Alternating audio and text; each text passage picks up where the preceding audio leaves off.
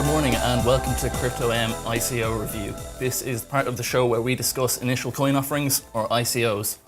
Before we go any further, I'd like to clarify that nothing we discuss today should be considered financial, legal or investment advice. Always do your own research. My name is William Weaver. I'm a researcher with Deep Green. This is my colleague. Hi, my name is Luke Byrne. I'm also a researcher with Deep Green, and we're here today with a special guest from New Zealand. Hey, so my name is James Waugh. I'm the founder of BlueBlock.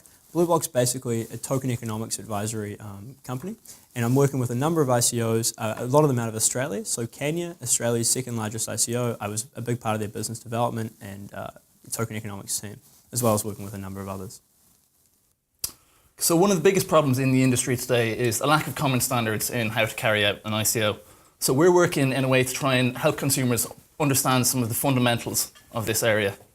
Okay, today and in following weeks, we're going to look at companies from a number of different perspectives.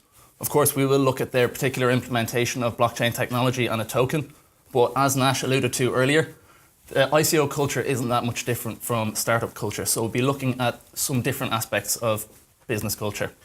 Today, our focus is going to be on a company called Crypto N Kafe, who plan to regenerate the coffee industry with an ecosystem that supposedly will support farmers, traders, roasters, and retailers.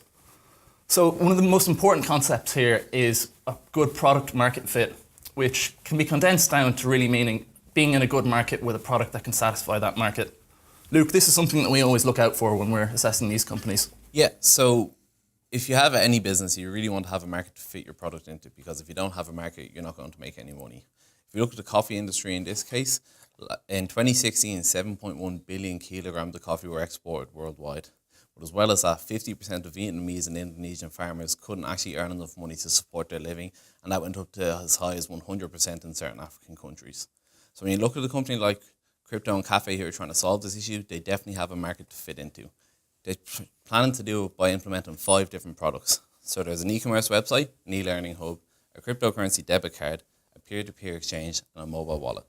These all sound great in theory, but the main issue that I've had with them is that they claim the farmers don't actually have enough money to support themselves, and all of these softwares need hardware. So if you want to run an e-commerce website, you need a computer, you need a laptop, and then if you want to have a mobile wallet, you need a mobile phone. So how are these farmers actually going to buy the hardware to support the software? One other thing that I did notice with these products is that there's no actual network available in a lot of these countries. Again, in the white paper for Crypto N Kafe, they said that these farmers live in mountainous areas that are hard to reach. So if they're in areas where people can't even reach, there'll be no Wi-Fi for them to actually access these products. Of course, another part of having a good product market fit is the necessity of a blockchain and the use of a token.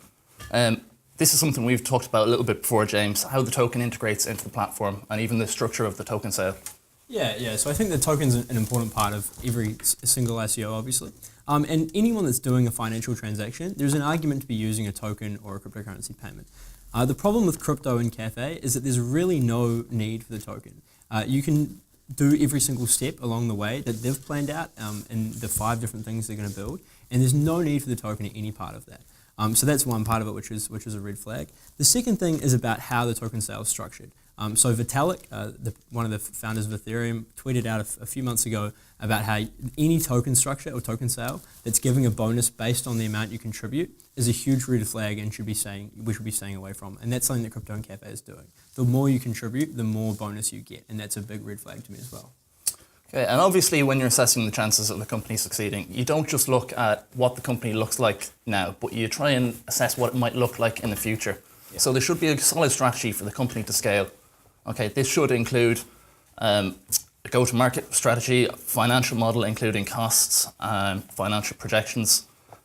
Luke, from what I understand, this is quite an ambitious project. Yeah, so one of the main issues that I had with Crypto N Kafe is that they have a lot of projected revenue. So by 2020, they projected they'll be turning over $80 million a year in revenue, but they do not have any revenue model. They don't say where that money is going to come from. As well as that, they aim to be one of the top cryptocurrencies by 2020, but the main issue there is that they have no scalability strategy. They don't talk about how they're going to go into different countries and spread their product, because if you think about it, they're targeting people who aren't online. They have to target them in person. They're going to have to go to these countries and spread the word about their product to these farmers. They don't factor in these costs in any way, shape or form. So there's obviously a disconnect between the amount of money they plan to make and how they plan to make it, as well as who they plan to make the money from.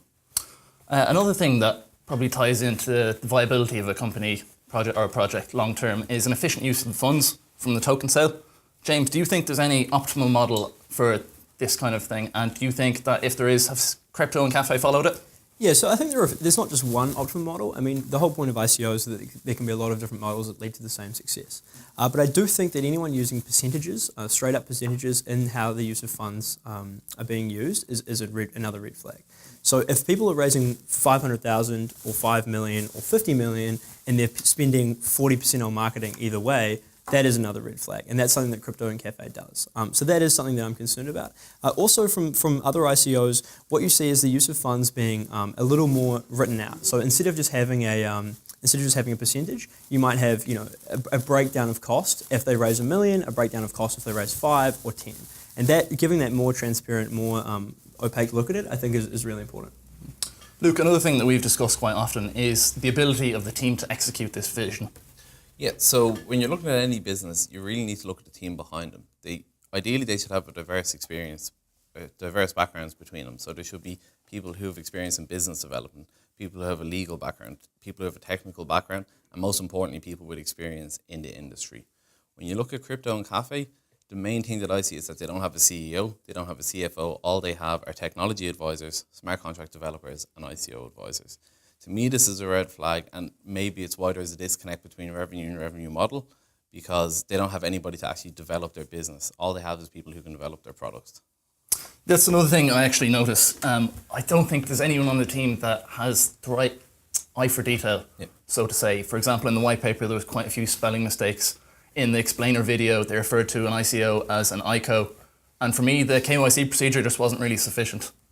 James, do you have any more thoughts on this? Any final thoughts? Yeah, I mean, I think that these ICOs are developing, they're coming out with a white paper. I call it a white paper in a dream, right? So they basically come out with a white paper and they say we want to raise $10 million, $20 million, $1 bajillion. It doesn't matter, right? Anyone that's coming out with just a white paper and isn't developing technology first is something that I'm really concerned about. Earlier we talked about Moyi Coffee and how they're developing their infrastructure and developing a real world solution and technology to solve a problem. And they're looking at that first before they move into the ICO. And I think that's hugely important. I also talk a lot about decentralizing out rather than up. So what you have in the case of Crypto N Kafe is them saying, we're going to do this. It's going to be super amazing, super decentralized, and we're going to build it from day one. Now, when a lot of projects get to that stage, and they start building, get halfway up and go, actually, we're going to create a slightly centralized solution, and we can't decentralize every part of that. Versus in a lot of other, maybe more reputable ICOs, they start at the bottom with a centralized product with an already functioning business, and then they decentralize out parts of that. All right, guys, thank you very much for your time. I think that's all we have time for this week. Before we go, I'd like to give a shout out to Coin Metro and Play2 Live, who are working with Ruben Godfrey, and he spoke a little bit about them earlier. Thank you very much, guys.